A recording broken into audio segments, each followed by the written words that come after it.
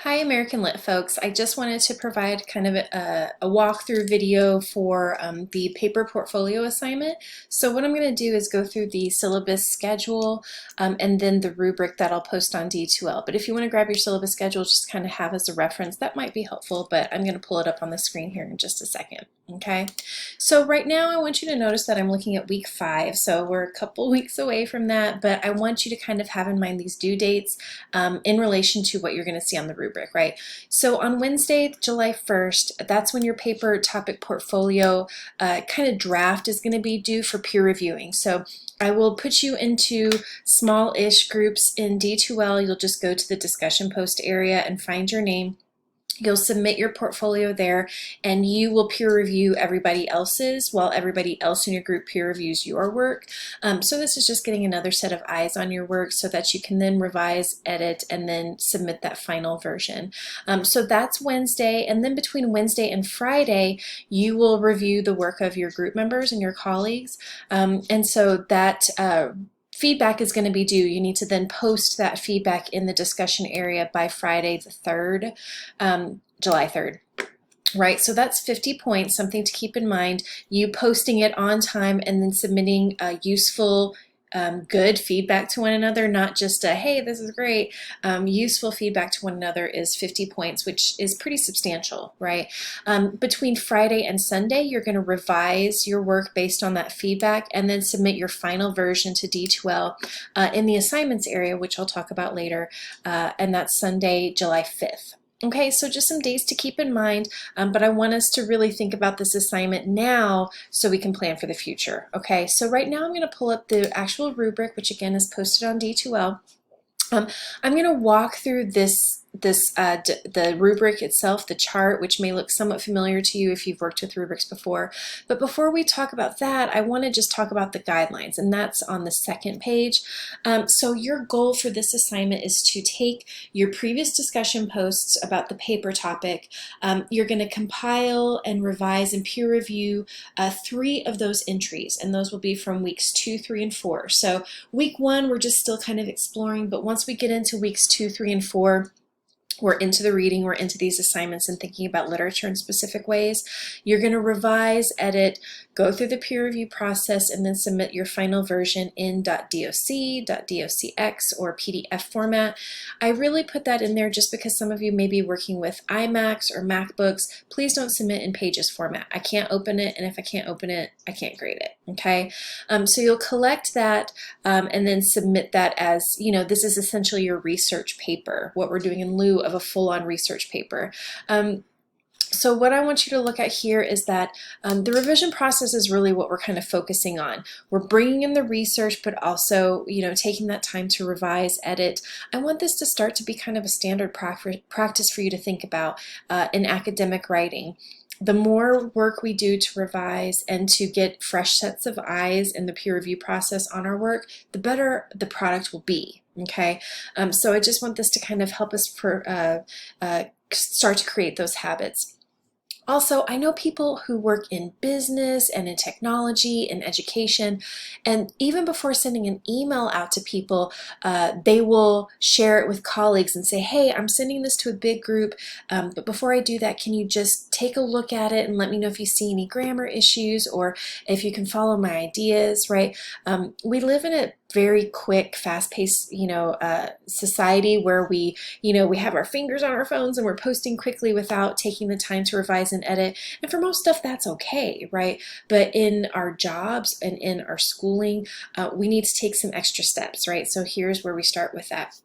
I also want you to think about the fact that in academia, taking work from previously in the course and then resubmitting it is considered plagiarism, right? Unless you have permission. So I'm giving us permission. This is part of what we are working to do. We're working to revise and rethink some of our previous ideas, as well as the idea that taking, work from one course and then resubmitting it in another course, that's plagiarism as well.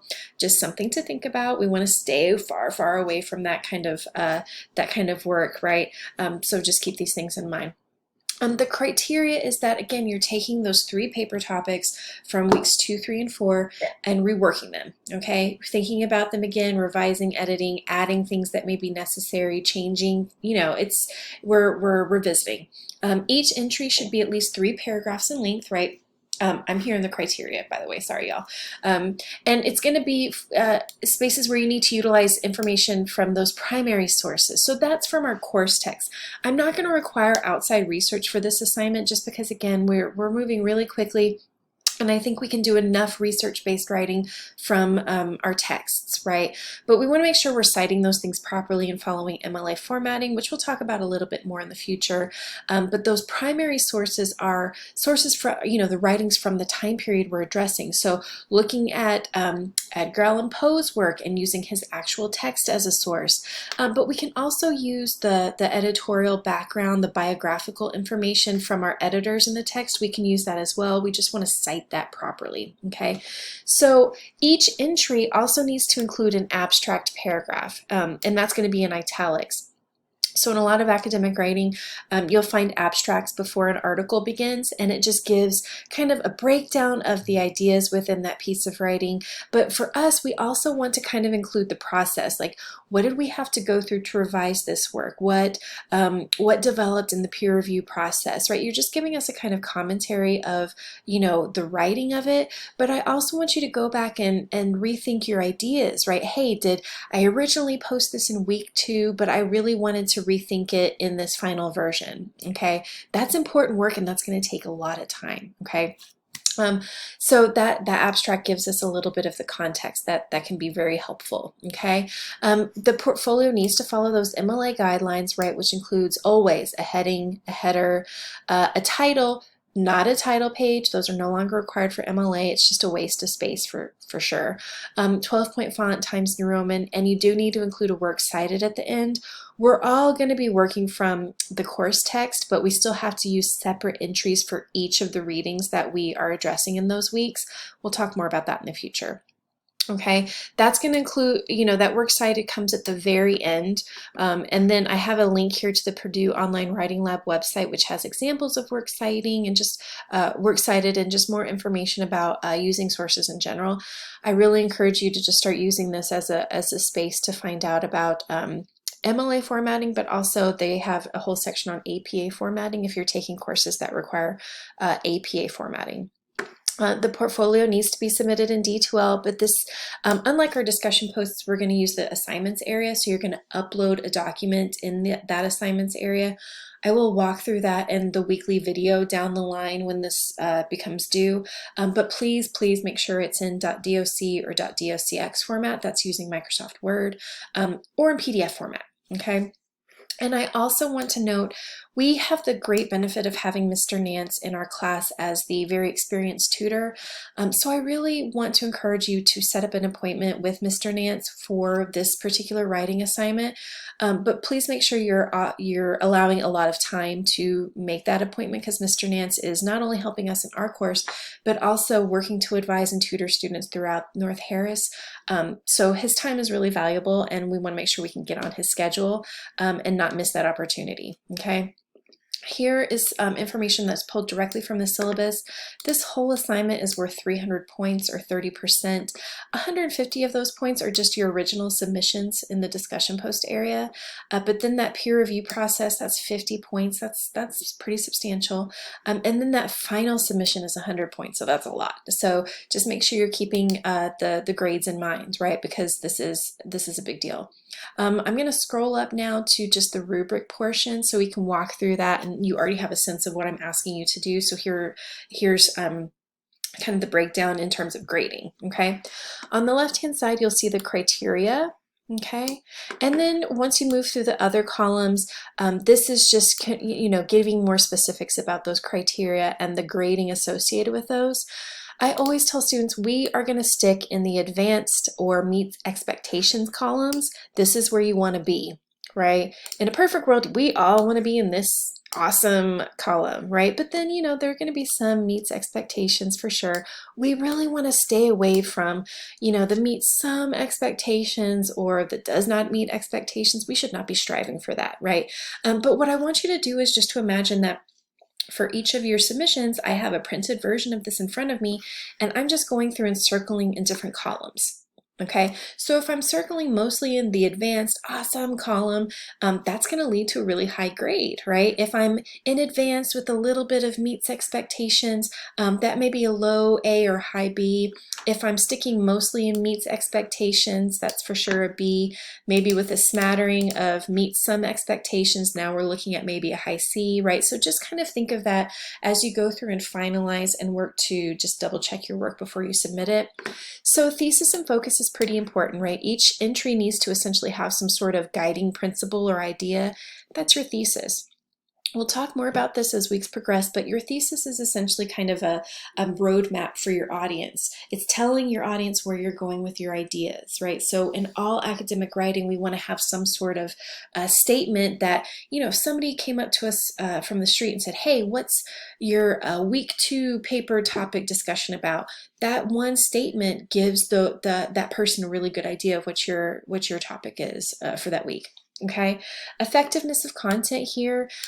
Content is all connected to the thesis. The content is meaningful. You're not moving in different directions. You're staying within the focus of your thesis statement and the content that you've chosen. Okay, for organization, that's really connected to effectiveness of content and thesis.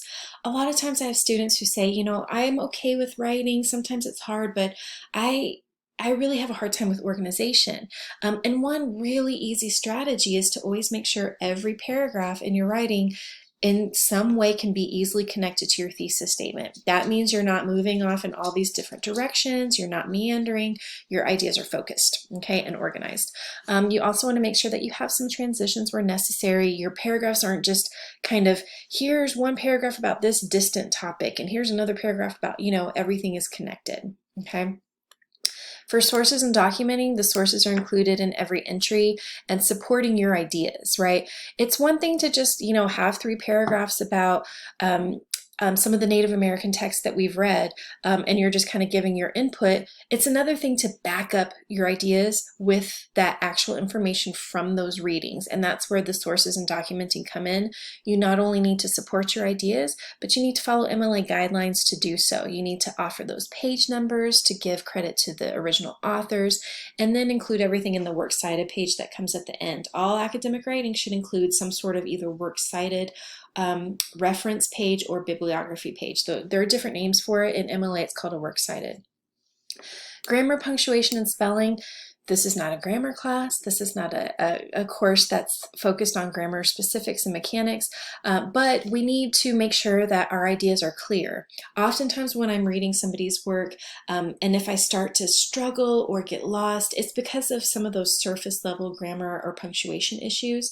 We want to make sure we've removed all of those, and that's part of why we peer review. It's part of why we go to tutoring for assistance, just to make sure we don't have those surface level errors that make it difficult for our audience to follow, right? So we want to stay away from that. A huge portion of the grade should not be, you know, based on these things. This really only comes into play and will affect your grade, again, if I can't follow your ideas, right? Because of those surface level issues. And then there's some information about the abstract paragraphs, right? So those are just, again, giving us some context about, you know, what you've chosen to write about, maybe how you've rethought some of your ideas since you originally submitted those. And then also the process, like, was this a difficult entry to revise?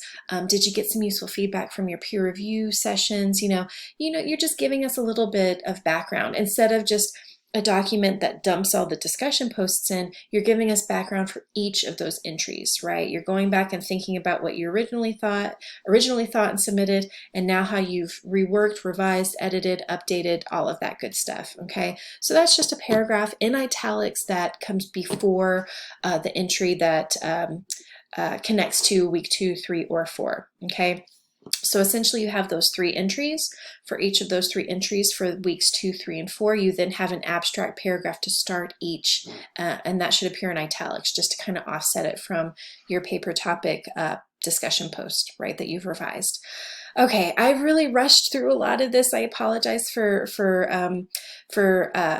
just quickly walking through it, but I just wanted to give you some of that background. But in your own time, go through, take a look at this. If you have some questions or concerns, post in the Q&A discussion area, or you can always reach out to me via email or during office hours. Okay, we are 1 week down and we're rolling right through, so hang in there.